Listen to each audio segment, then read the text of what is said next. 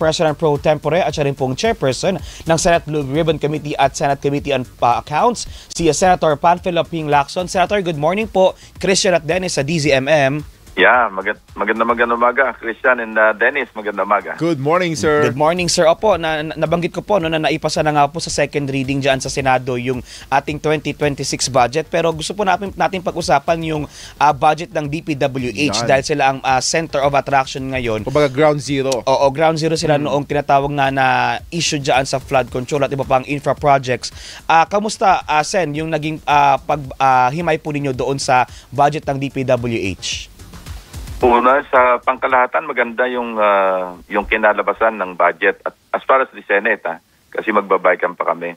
Ako, I would encourage you, si Dennis at saka si Christian, na pati yung ating mga kababayan, i-check nyo doon sa website ng Senado. Makikita nyo lahat doon, pati yung individual amendments ng bawat senador. Kasi naka-record lahat yon. Hindi tulad dati, di ba, bulungan lang, bulungan brigade. Isusulat lang, wala nakakaalam at walang may tuturo kung sino yung nag-insert o nag-amend sa mga iba't ibang ahensya, hindi lamang sa DPWH. So, madali yon. Punta lang sa Senate website at makikita nyo doon sino nag-amend ng kung ano. Kumbaga on record na, Senator. Madaling singilin kung sino ang talagang may mga questionabling isiningit sa mga pondo. Very, very transparent yung aming ginawang budget deliberation sa Senate. At tutuloy namin yan hanggang sa BICAM. Opo. First time ba to, Sen? Live stream at may record lahat. First time po ba to na ina-upload natin yung records na yon kung sino ang mga nag-amend sa ating budget? First time, yung ganong kadetalyado. Hindi naman first time yung ina-upload sa tutod. Lalabas din naman yan sa GAA, di ba? Sa mga budget books. Pero this time around, every step of the way, mula doon sa mga pagdinig sa komite, hanggang sa floor deliberations, hanggang sa period of amendments, hanggang sa BICAM, talagang transparent. So parang tuloy po ang live stream nitong BICAM, Senator? Tuloy ang live stream. At ang kaibahan ngayon, hindi nalalabas doon sa House version at saka sa Senate version. Yung pag-iisahin, yung mga disagreeing provisions, i-reconcile lang namin yon. Hindi tulad dati, kaya tinaguri ang third and most powerful chamber, yung Bicameral Conference Committee. Gawa ng ang daming nababago na wala naman sa mga version ng both houses. And speaking of that, Senator, kasi dito sa may budget ng DPWH nga po na naipasa natin sa second reading, tama po na meron kayong ipinush na ma-remove doon sa kanilang proposed budget. I think about 2 billion pesos. Gaano po ang nasasakupan po noong inyo pong ipinush na ma-remove mula po sa kanilang proposed budget? Ano lang yun, right of way kasi duplikado. Meron ng right of way sa central office, nandun pa rin yung right of way payment sa regional offices. So sabi ko, bakit doble-doble? Alisin na natin yung sa central office. Total, regionally appropriated naman yung pagbabayad sa right of way. Kasi ang dami ring issue sa right of way. Mga 2 billion yon. Pero ang malaking nakat dyan, yung, di ba, inalis lahat ni Pangulong Marcos yung 255.5 billion na flood control kasi wala namang halos nagamit sa flood control dahil nga nagkaroon ng aberya, ng anomalya. So yung tinanggal, kaya lang sa House, dinistribute nila sa iba't ibang mga departamento yon. So walang natira yon para galawin din ng Senado. Pero ginalaw din namin yon. Katunayan, malaki yung nabawas at malaki yung nailipat sa iba't ibang ahensya. Yung pinag-uusapan na 53 billion, di ba? Na kung saan yan yung medyo masalimuot do sa Senado. 53 billion. Sa laki ng tinanggal. Ito yung overpriced Natatandaan nyo, di ba, sinabi ni Secretary Vince Dizon, pati ng Pangulo, na ino-overpriced ng yung sa estimate, pag-appropriate, naglalagay ng sobra-sobrang pondo para doon sa mga materials, labor, sa lahat. Tinanggal ng Senate yun. Inilipat yun sa, hindi lahat, pero merong nailipat doon sa iba't ibang ahensya na nangangailangan. So, dun sa tinanggal nyo pong malaking budget ng DPWH, hindi kaya maapektuhan ito, Senador, yung mga proyektong i-implement ng DPWH? Hindi, kasi nanggaling na mismo sa departamento na sobra-sobra yung pondo na inilalagak para sa mga proyekto. So, sa kanila na nanggaling yun. Ngayon, kung halimbawang kakapusin sila, kasi nagkaroon ng konting usapin dyan, diskusyon, doon sa aming counterpart sa House, sabi nila, baka wala rin mag-bid sa mga distrito. Kasi nga masyadong sinakal na yung presyo ng mga materyales at kung ano-ano pa. Sa amin namang pananaw, sa tingin namin kami, at least majority, no? Kung babaguhin natin yun at i-adjust natin yun, sinabi na nga ng DPWH na ganito lang dapat, bawasan natin ng ganitong halaga. Tapos i-insist pa nating idagdagan. Parang tayo naman yung lalabas sa kontrabida. Ngayon, dahil nga inalis namin yun, kung kailangan nila mag-adjust pagdating sa implementasyon, ipaliwanag nila, di ba? Wala bang mga senador, wala bang mga ilang kongresista o mambabatas na bumulong na dagdagan mo naman yung para sa distrito ko? May mga ganun pa rin ba, Senator?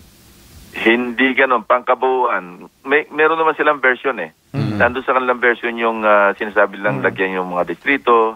Tapos yung mga allocables, kasi meron ding allocables sa 2026. Remember, hindi pa naman pumuputok yung flood control issue nung pinipare yung NEP. So nandun pa rin yung mga allocables, pero nabura lahat yun.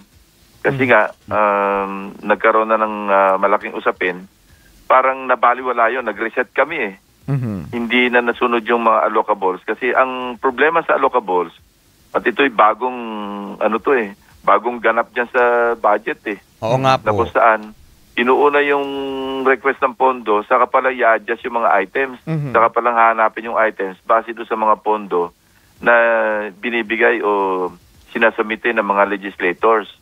So parang panghihimasok na ng legislature yon doon sa trabaho ng executive branch na pag-prepare ng expenditure program.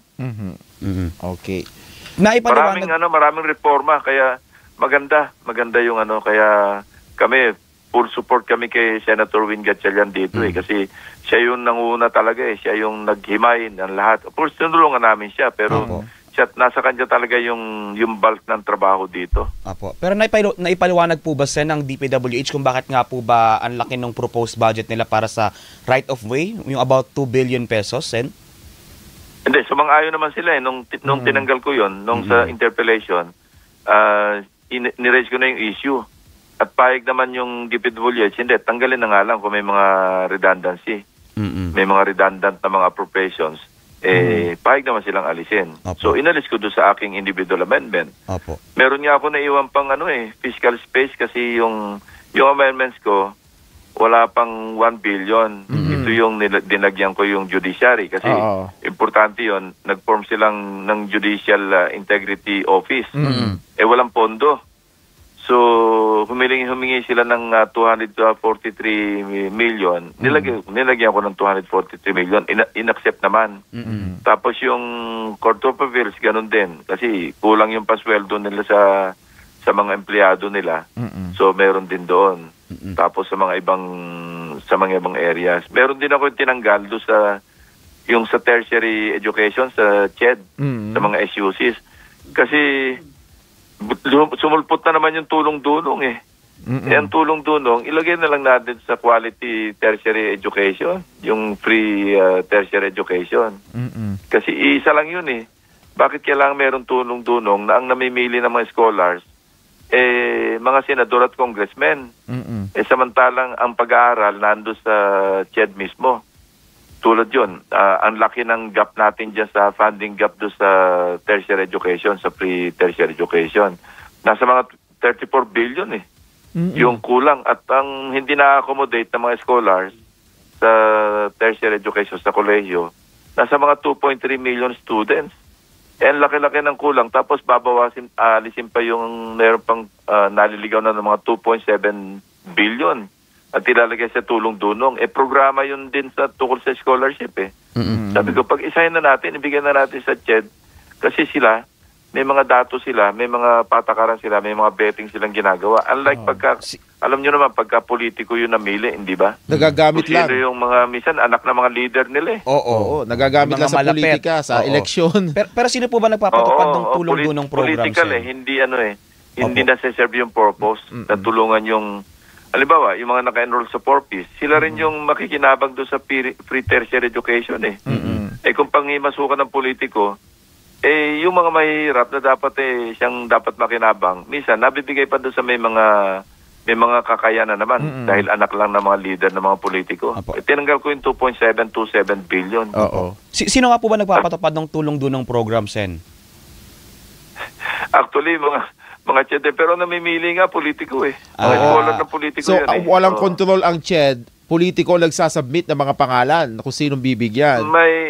Sabihin na natin may control din. Yun ang sinasabi ng mga politiko. CHED din daw yung nag-a-approve. Eh, wala naman magagawa yung CHED pagka nirekomenda ng politiko. Pag-iinitan. Kasi, siyempre, hindi naman yun. Alam mo, pagdating ng budget, yung tama kayo, pag-iinitan din. Kukwestiyonin sila ng kukwestiyonin. So, minsan, wala sila magawa, pumapayag na lang. Ganun sa DPWH, di ba?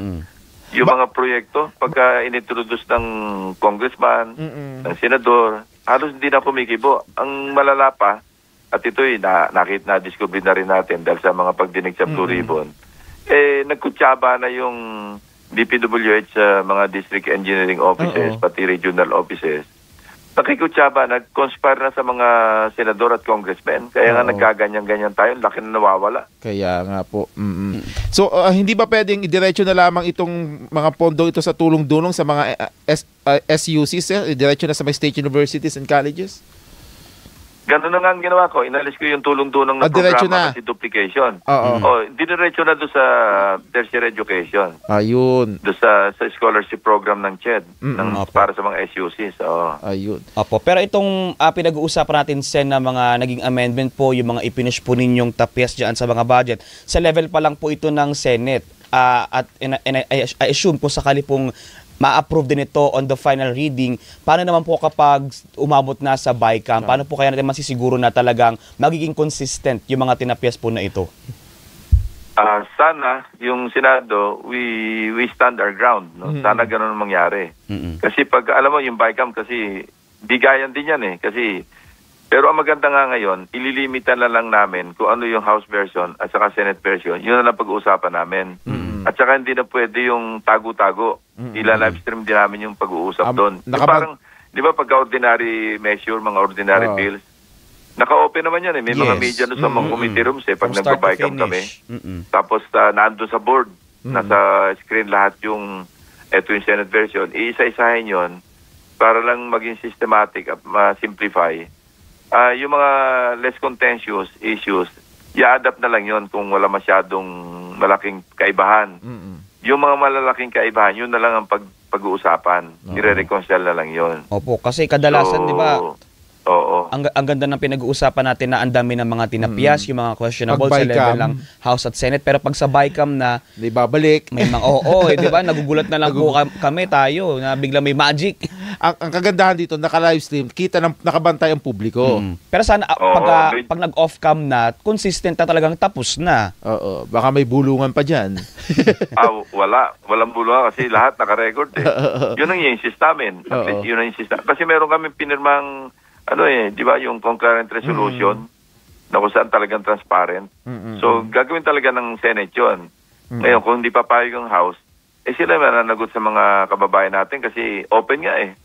Alam mo, mainam na yung transparent kasi yung mga mahilig magbulong dahil mga pangsarili lang yung interest, mahihiya sila ngayon. Wala nang bulungan eh. Open eh. Tulad ngayon, di ba, may mga 11 yung binasa ni Senator Gatchalian kasi hindi inintroduce, nag-submit lang sila parang tulad ng dati. Nag-submit lang ng mga written. Ganun nangyari dati eh, written amendments. Tapos wala nang pakialaman kung sino nag-amend. Hindi na maturo. Kaya pagka mayroong mga ghost project, hindi matukoy kung sino yung nag-introduce ng amendment. Nalalaman lang kasi nga sa GAA, makikita naman doon kung saan distrito. Pero ngayon, kitang-kita. Kaya mahiya naman siguro o medyo mangangamba na yung mag-i-introduce ng amendment. Kung halimbawa mag-ghost yun o mag-substandard, pwede maituro sa kanya eh. Siya nag-amend doon eh. Magkakaroon tuloy ng parang sense of responsibility at saka accountability. Di ba? So ngayon, yung mga sa oversight, babantayan mo yun kasi ikaw nag-amend. Yung pag-implement ng mga proyekto, kailangan bantayan mo. Kung hindi, pwede ka mabueltahan doon. Yun nga. So magdadalawang isip na yung mga gusto mag-amend ng mga budget na questionable dahil sa kanila ang putok niyan kung sakaling masisilip at masisilip yan. Oo. Sana kung ano rin. mag-amend man, at least maski pa paano, inamend ko yun, kailan bantayan ko yun. Apo. Di ba? Magkakaroon ng sense of responsibility yung congressman at saka yung senador. Unless, meron silang tatanggaping komisyon, may kickback. Apo. Kasama ba kayo hindi na rin sa magbabantay BICAM, yun. sir? Ano no? Kasama po ba kayo sa BICAM, sir? Hindi ko pa sigurado, hindi pa na compose eh. Apo. So mag-observe din tayo at mag-aabang. May proportion yan eh. Kasi sa ngayon, parang 2:1 yung aming ratio eh. 15 against 9. Lagyan natin 2:1. So bawat halimbawang 5 o 4 yung miyembro sa majority, 2 yung miyembro sa minority. So, yun ang susundin. So, Senator, naniniwala kayo na itong magiging budget sa 2026 ay magiging malinis? Walang magiging source ng korupsyon dito, Senator? Gusto ko maniwala. Sang-ayon. Mahirap alam mo kasi pag nag-implement na, medyo na yan eh. Sana maging eleksyon sa atin tong naging anomalya na ito sa flood control project. Kasi may mga makukulong, may mga nakasuhan. Palagay ko naman, at saka yung mga malalaking kumpanya, lalo yung mga contractors, Tatakot na. Oo, dapat matakot. Kasi, alam mo, minsan kasi ang problema, hindi alam nung iba kung kailan sila titigil. They don't know when to stop. Ay, diba? hanggat meron sobrang busog nakukuha. na, wala pa rin kabusugan. Hanggat may nakukuha, Senador, hindi talaga titigil. Walang tigil. Yun nga eh. Kailan talaga may makulong, kailan talaga may managot eh. Para talagang mag-alala yung iba na wag nang pamarisan. Kasi ganun nangyayari. Lumulusot, kaya lalo lumalakas ang loob eh. Kailan ko nakarinig ng, alam mo, yung mga komisyon na pagkalaki eh. Tapos halimbawa sa isang district engineering office, di ba sinabi ni na Bryce Hernandez, ni Alcantara, ang naipasok ni Saldico doon sa first district ang 35 billion. Okay. And speaking of mga makakulong, meron nang nakulong sa Mindoro, meron nang sa Davao Occidental, may makukulong na din. Bakit daw yung Bulacan, Senador? Bakit mukhang yun ang unang pumutok na kontrobersiya? Pero wala pa. May mga mas matataas na taong sangkot. Ano kaya sa tingin niyo po, Senador? Wala pa, pero sigurado yun. Unang-una, yung tatlo nila doon, di ba nakakulong sa Senado? Yung si Alcantara, si Bryce Hernandez, si JP Mendoza. Nandun sila eh. Ngayon, pag nakasuhan yung mga yun, tatanobin na namin sila kung saan iutos ng Sandigan Bayan o kaya ng kung ano mang korte, kung saan sila ikukulong. Kasi Nobel yan eh. Yung malversation ng true falsification, Nobel na yun eh. Paano kaya daw, Senador? Lalo na yung mga plunder. Paano, Senador? May mga sangkot na senador na kasamahan nyo dyan. Yun ang inaabangan talaga ng mga tao. Paano kung sila ang ipa-aresto? Walang magagawa eh. Alam mo, pagka nasa session kami, yun lang yung parang sinasabi ni Senate President. Huwag naman sa loob ng session hall. Huwag naman pagka merong session. Pero sa Constitution naman, ang immunity from arrest ng mga kongresista, mga senador, pagka less than 6 years lang yung parusa, at saka pagka yung Congress is in session. Pagka hindi na in session yung Kongreso, wala nang immunity from arrest. So, pagka plunder at saka malversation ng Nobel, capital offense, hindi nag-a-apply yung immunity from arrest. Maski merong session, halimbawa naka-recess at umuwi ng bahay, lumabas ng Senado at lumabas ng House, pwede silang arestuhin kasi mahigit 6 na taon eh. So kayo naniniwala, Senador, na dapat may makulong ng mga senador sa korupsyon ng flood control sa Bulacan? Yung talaga nagkasala, dapat talaga makulong. Mga congressmen, mga senador, maski sino, maski secretary dati maski cabinet secretary, maski sino dapat makulong. Siyempre, sasabihin lagi natin yung due process at saka yung ambasyan, ebidensya. So dapat magaling yung pag-iimbestiga ng ombudsman, ng DOJ, para airtight yung mga kaso na ipapile nila. Otherwise, after mga 5-6 na taon, makita natin, ganyan na naman ma-acquit.